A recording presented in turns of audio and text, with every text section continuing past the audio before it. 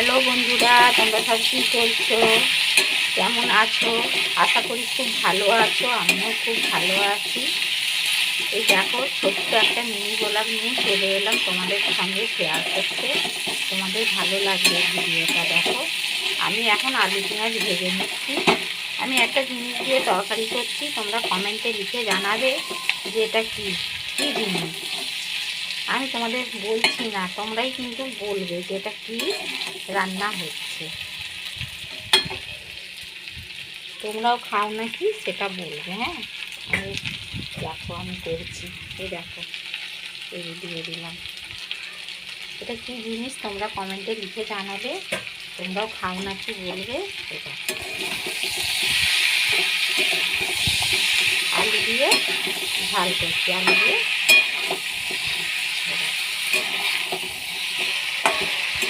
আলু পেঁয়াজ আগে একটু লাল লাল করে ভেজে নিয়েছি, নিয়ে দিয়ে দিলাম। এটা কী জিনিস তোমরা কমেন্টে লিখে বলবে বন্ধুরা। তোমরা খাও নাকি সেটাও জানাবে। আমি তোমাদেরকে বলছি না, তোমরাই গেস করবে যে এটা কী। ভালো করে একটু ভেজে নেব। এই তরকারিটা একটু ঝাল ঝাল করে করব। ঝাল ঝাল করে হলে খেতে ভালো লাগবে।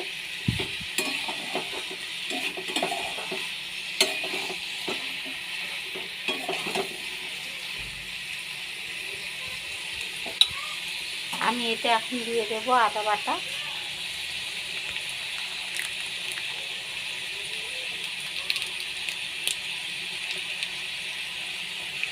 একটু একটু বেশি করেই আদা বাটাটা দেবো।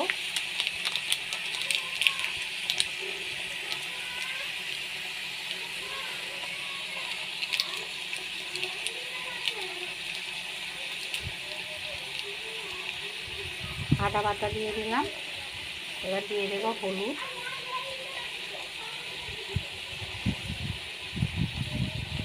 তারপরে দিয়ে দেবো লঙ্কা গুঁড়ো,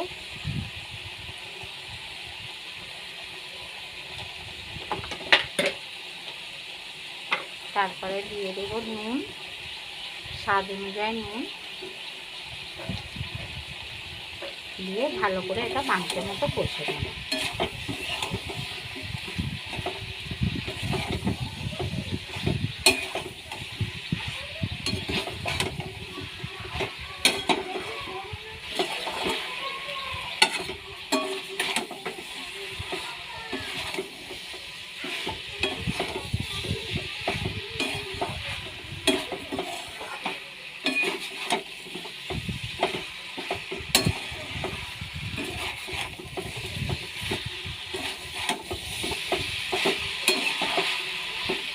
ভালো করে মশলাটা কষে নেব।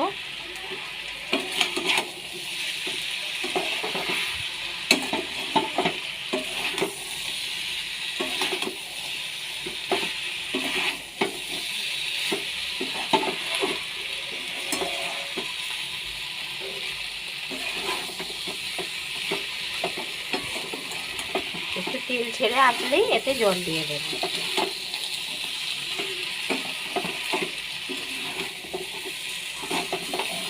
দারুণ গন্ধ বেরিয়েছে বন্ধুরা। তোমাদের সঙ্গে এই গন্ধটা শেয়ার করতে পারছি না। দেখো, খুব সুন্দর কালারটাও হয়েছে।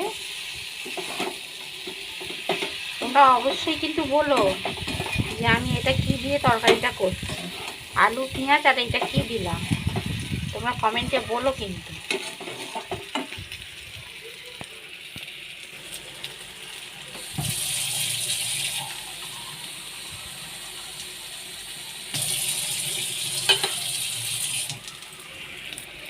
এই দেখো, আমি একটু জল দিয়ে দিচ্ছি।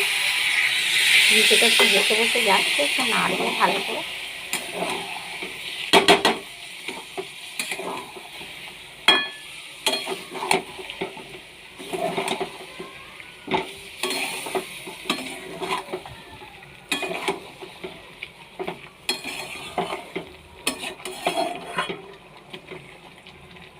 একটু ভালো করে কষিয়ে নিয়ে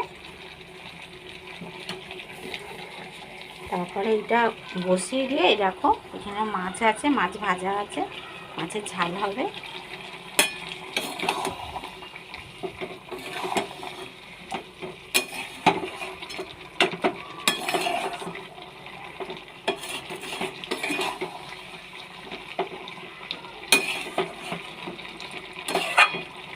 এবার তরকারিটা আমি চাপা দিয়ে দেব।